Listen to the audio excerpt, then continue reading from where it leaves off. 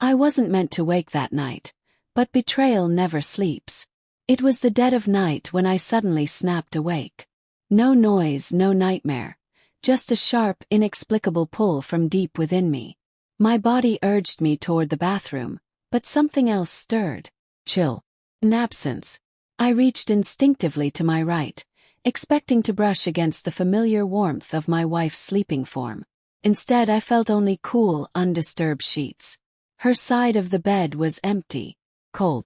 I sat up, confused. Maybe she'd gotten up for water or to check her phone. The kind of small, silent rituals we all do at night. I padded through the hallway barefoot, careful not to make a sound, expecting to find her by the kitchen sink, maybe lost in thought. But halfway down the hall I heard it. Not footsteps. Not conversation. Something else. Rhythmic. I paused, heart thudding, as the sounds crystallized into gasps. Breathless, intimate, unmistakable. The kind of sounds I'd only ever heard her make for me. I moved like a ghost into the dim living room, guided by the flickering glow of the television screen. And that's when I saw it.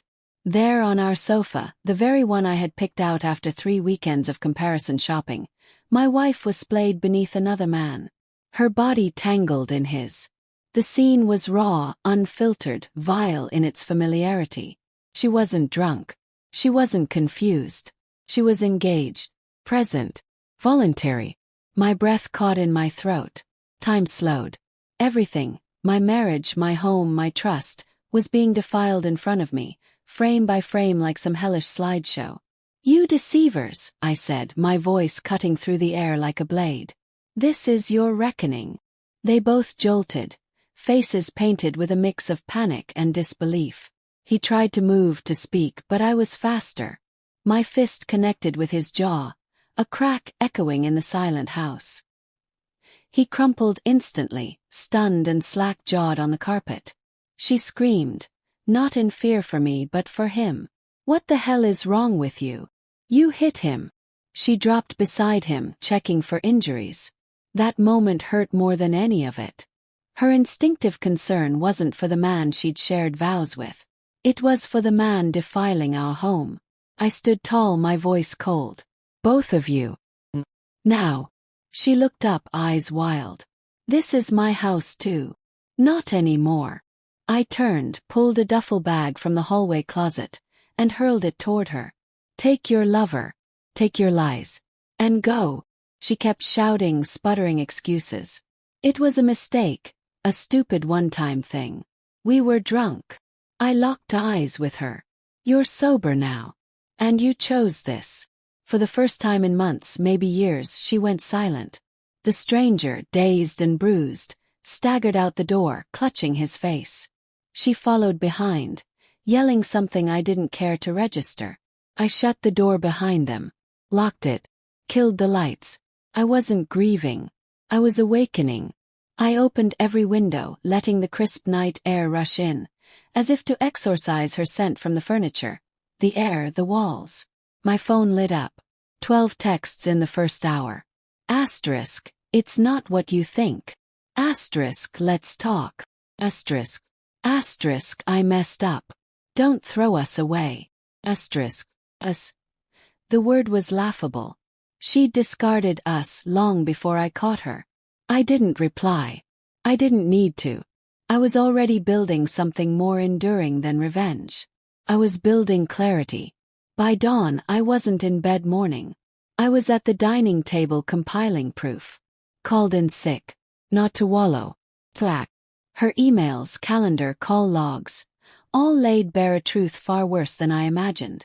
This wasn't spontaneous. It wasn't new. The man's name was Ethan. A handyman we'd hired months ago to fix a leaky ceiling. Paid him. Welcomed him. And he'd stayed, to desecrate what I thought was sacred. I was more than betrayed.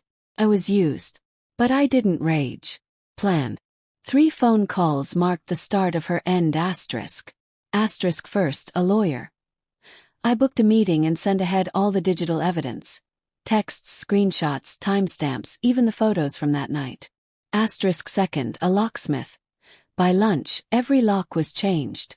Security system reprogrammed. Garage code reset. Asterisk third the bank. I split the accounts. Froze joint cards.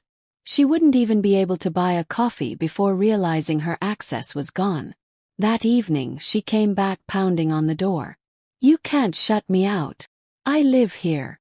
I opened a window just a crack. Not anymore. I tossed a small bag out. That's all you get. The rest will be on the curb tomorrow. Or in a donation bin. Her expression cracked. Disbelief mingled with fury.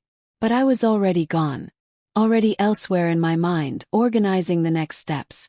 She thought I'd cave. She thought this was a tantrum. Bump we'd smooth over. She didn't yet understand. I wasn't her husband anymore. I was the architect of her reckoning. Her phone still synced to our shared cloud. Goldmine. Messages to friends mocking me. He's being dramatic, she wrote. He'll come crawling back. To Ethan. He's too soft to follow through. That day I had my lawyer file for divorce. I compiled every shred of truth into a digital folder I titled Her Reality. It contained hotel charges, love notes, therapy session lies, and candid confessions. I made 3 copies. *1 for her family. *1 for her employer. *1 for mutual friends who might still believe her version. The first wave hit Thursday. I emailed her parents and siblings with a short message. I thought you should see the truth. By Friday, her sister texted. I'm so sorry. We believed her lies. By Saturday, her father blocked her. Her foundation cracked. Next came her job, a non-profit obsessed with public image. I sent the second set to her director, subject line. Confidential conduct concern. No accusations. Just evidence. By Tuesday she was placed on leave. She called me frantic. What did you do? I told the truth, I replied. Isn't that what you always claimed to value? Her job vanished days later. Her social circle, once loyal and adoring, turned silent. Some messaged me. You deserved better. No one publicly sided with her. And for someone who thrived on validation, that was the deepest cut. She tried to spin her downfall online. Blog posts about grief, growth, spiritual renewal. One post claimed she had been betrayed. I left a single comment. You weren't wronged. You were exposed. She deleted the blog within minutes. Her last message read, You've humiliated me. Are you happy? Well, I wasn't happy. I was free.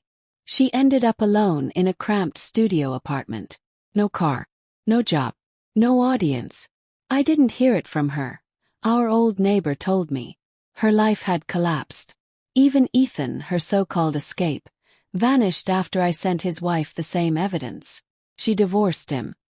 He texted my ex once. You wrecked everything. She lost it all in weeks. I didn't gloat. I didn't lash out. Thrive. I read again. Slept soundly. Laughed without restraint.